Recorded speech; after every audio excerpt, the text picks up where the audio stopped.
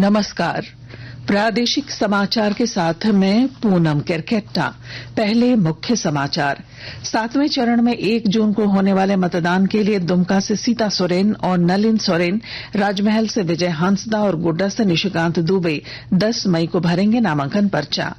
ED की गिरफ्तारी के बाद ग्रामीण विकास मंत्री आलमगीर आलम के आप्त सचिव संजीव लाल होंगे निलंबित। मुख्यमंत्री चंपाई सोरेन की सहमति के बाद सरकार ने शुरू की प्रक्रिया। देवघर एयरपोर्ट से 1 जून से सप्ताह में 3 दिन के लिए देवघर बंगलुरु की सीधी फ्लाइट होगी शुरू। वोट प्रतिशत बढ़ाने को लेकर स्वीप कार्यक्रम के तहत राज्य के कई जिलों में चलाया गया मतदाता जागरूकता अभियान। और पश्चिमी सिंहभूम जिले में माओवादियों के खिलाफ सुरक्षा बलों को मिली बड़ी सफलता, 3 नक्सली बंकर ध्वस्त, विस्फोटक बरामद। और अब समाचार विस्तार से। आम चुनाव 2024 की अधिसूचना जारी होने के बाद राजमहल अनुसूचित जनजाति आरक्षित लोकसभा सीट से अभी तक कुल 5 लोगों ने नामांकन पर्चा खरीदा है। समता पार्टी से लिली हंसदा, जो पूर्व में जिला परिषद सदस्य भी चयनित हुई थी, कल नामांकन दाखिल करेंगी। वहीं भारतीय जनता पार्टी से ताला मरांडी और इंडी गठबंधन के विजय हांसदा का 10 मई को नामांकन करना संभावित माना जा रहा है। बता दें कि झामुमो के बोरियो विधायक लोबिन हेम्ब्रम ने कल निर्दलीय प्रत्याशी के रूप में अपना नामांकन दाखिल किया। वहीं दुमका संसदीय सीट से एनडीए गठबंधन की उम्मीदवार सीता सोरेन और इंडी गठबंधन के उम्मीदवार नलिन सोरेन 10 मई को नामांकन करेंगे। इधर गोड्डा से कल 12 नामांकन पर्चे खरीदे गए। एनडीए प्रत्याशी निशिकांत दुबे 10 मई को और इंडी गठबंधन के प्रदीप यादव 13 मई को नामांकन दाखिल करेंगे। 7वें और अंतिम चरण में गोड्डा और दुमका लोकसभा के चुनाव के लिए अधिसूचना जारी हो गई है। इसी के साथ नामांकन भी गोड्डा और दुमका में शुरू हो गया है। नामांकन 14 मई तक, स्क्रूटनी ऑफ नॉमिनेशन 15 मई तक, नाम वापसी की अंतिम तारीख 17 मई तक है। प्रधानमंत्री और वरिष्ठ भाजपा नेता नरेंद्र मोदी ने पिछले 10 वर्षों के दौरान एनडीए सरकार की उपलब्धियों का श्रेय जनता को दिया। उन्होंने कहा कि उन्हें मिले वोट से देश को रक्षा आयातक से रक्षा निर्यातक बना दिया और कश्मीर से अनुच्छेद 370 हटा दिया। ऐसे कई उपाय जनता के वोट के कारण ही संभव हो सके। आज सुबह करीमनगर लोकसभा क्षेत्र के वेमुलावाड़ा में वे एक सार्वजनिक बैठक को संबोधित कर रहे थे। ग्रामीण विकास मंत्री आलमगीर आलम के आप्त सचिव के न्यायिक हिरासत में चले जाने की सूचना के बाद सरकार के स्तर पर उन्हें निलंबित करने की संचिका बढ़ा दी गई है। मुख्यमंत्री चंपाई सोरेन की सहमति के बाद उन्हें निलंबित कर दिया जाएगा। चूंकि वे झारखंड प्रशासनिक सेवा के अधिकारी हैं, ऐसे में कार्मिक विभाग द्वारा उन्हें निलंबित करने का आदेश जारी किया जाएगा। सोमवार को संजीव लाल के आवास पर ईडी ने छापेमारी की थी। छापेमारी में नकद भी बरामद किया गया था। इसके बाद ईडी ने उन्हें गिरफ्तार कर लिया था। देवघर एयरपोर्ट से 1 जून से देवघर बंगलुरु की सीधी फ्लाइट सेवा शुरू होने वाली है। महज 2.5 घंटे में देवघर से बंगलुरु की यात्रा पूरी हो सकेगी।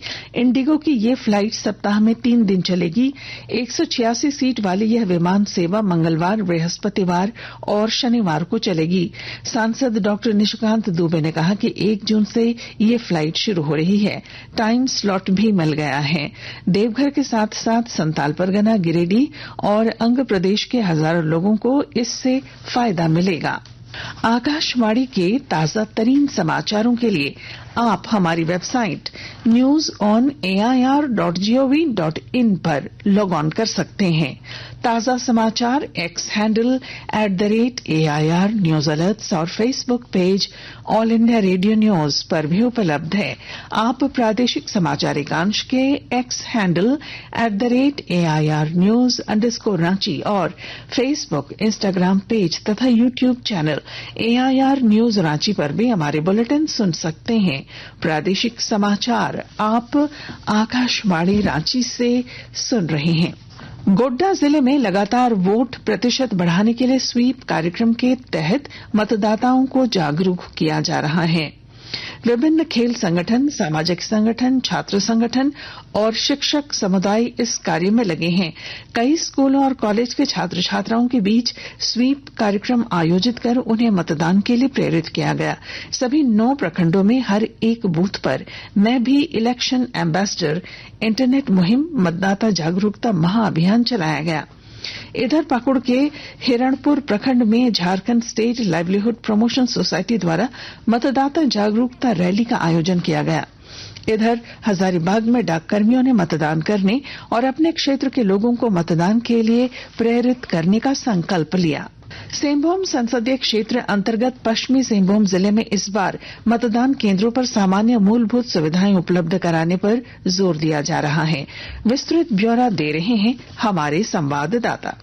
सिंहभूम संसदीय क्षेत्र अंतर्गत पश्चिमी सिंहभूम जिले में इस बार मतदान केंद्रों पर सामान्य मूलभूत सुविधाएं उपलब्ध कराने पर जोर दिया जा रहा है। मतदान केंद्रों पर बिजली, पेयजल, शौचालय और साफ सफाई के लिए विशेष निर्देश दिए गए हैं। इन चीजों को देखने के लिए सामान्य प्रेक्षक जी क्राइस्ट किशोर स्वयं मतदान केंद्रों का दौरा कर रहे हैं। दूर दराज के इलाकों में बनाए गए मतदान केंद्रों पर मूलभूत सुविधाएं न होने की वजह से मतदान कर्मियों और सुरक्षा कर्मियों को भी काफी दिक्कतों का सामना करना पड़ता है। साथ ही साथ मतदान के दिन बुजुर्ग एवं महिला मतदाताओं को भी दिक्कतें आती हैं। इस कारण इन मूलभूत सुविधाओं को बहाल करने पर जोर दिया गया है। सिंहभूम संसदीय सीट पर 13 मई को मतदान होना है। दिलीप बनर्जी, आकाशवाणी समाचार, चाईबासा। पश्चिमी सिंहभूम जिले में भाकपा माओवादियों के खिलाफ चलाए जा रहे सर्च अभियान के दौरान पुलिस को बड़ी कामयाबी मिली है।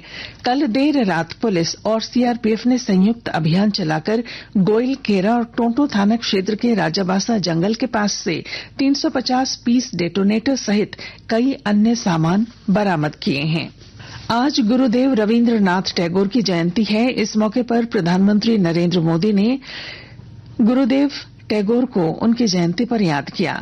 प्रधानमंत्री ने उन्हें पुण्य स्मरण करते हुए एक्स हैंडल पर लिखा कि उनकी स्थायी बुद्धिमता और प्रतिभा पीढ़ी दर पीढ़ी असंख्य लोगों को प्रेरित और प्रबुद्ध करती रहती है। प्रधानमंत्री ने बांग्ला और अंग्रेजी में लिखी इस पोस्ट में गुरुदेव का वीडियो भी साझा किया। उल्लेखनीय है कि गुरुदेव टैगोर की रचनाएं 2 देशों का राष्ट्रगान बनी। इनमें जन गण मन भारत का राष्ट्रगान तो आमार सोनार बांग्लादेश का राष्ट्रगान बना। आज विश्व रेड क्रॉस दिवस और रेड क्रेसेंट दिवस है। यह दिवस संरक्षण सहायता, स्वास्थ्य सेवा, सामाजिक सहायता और एकजुटता की आवश्यकता वाले लोगों के साथ काम करने वाले लाखों कर्मचारी और स्वयं सेवकों को श्रद्धा सुमन अर्पित करने के लिए मनाया जाता है। यह दिवस प्रत्येक वर्ष 8 मई को अंतर्राष्ट्रीय रेड क्रॉस और रेड क्रेसेंट आंदोलन की विचारधारा और मानवीय कार्य के सम्मान में मनाया जाता है। हजारीबाग के चुरचू क्षेत्र में जंगली हाथियों का झुंड देखा गया है। ग्रामीण हाथियों के झुंड को गांव से दूर भगाने के लिए प्रयास कर रहे हैं। बताया जाता है कि हाथियों का यह झुंड गोंदवार के जंगल में देखा गया। ग्रामीणों ने इसकी जानकारी वन विभाग को दे दी है। विभाग के अधिकारियों ने ग्रामीणों से अपील की है कि वे जंगल की ओर न जाएं। क्रिकेट आईपीएल क्रिकेट में आज हैदराबाद के राजीव गांधी इंटरनेशनल स्टेडियम में सनराइजर्स हैदराबाद का मुकाबला लखनऊ सुपर जायंट्स से होगा। वहीं कल रात दिल्ली के अरुण जेटली स्टेडियम में खेले गए मुकाबले में दिल्ली कैपिटल्स ने राजस्थान रॉयल्स को 20 रनों से हरा दिया। दिल्ली कैपिटल्स ने पहले बल्लेबाजी करते हुए निर्धारित 20 ओवरों में 8 विकेट पर 221 रन बनाए। दिल्ली के लिए अभिषेक पोरेल ने 36 गेंदों में 65 रनों की विस्फोटक पारी खेली, जबकि जैक फ्रेजर मैकगर्ग ने मात्र 20 गेंदों में 50 रन बनाए। वहीं राजस्थान की ओर से आर अश्विन ने 3 विकेट लिए। और अब अंत में मुख्य समाचार। 7वें चरण में 1 जून को होने वाले मतदान के लिए दुमका से सीता सोरेन और नलिन सोरेन, राजमहल से विजय हंसदा और गोड्डा से निशिकांत दुबे 10 मई को भरेंगे नामांकन पर्चा। ईडी की गिरफ्तारी के बाद ग्रामीण विकास मंत्री आलमगीर आलम के आप्त सचिव संजीव लाल होंगे निलंबित। मुख्यमंत्री चंपई सोरेन की सहमति के बाद सरकार ने शुरू की प्रक्रिया। देवघर एयरपोर्ट से 1 जून से सप्ताह में 3 दिन के लिए देवघर बंगलुरु की सीधी फ्लाइट होगी शुरू। वोट प्रतिशत बढ़ाने को लेकर स्वीप कार्यक्रम के तहत राज्य के कई जिलों में चलाया गया मतदाता जागरूकता अभियान।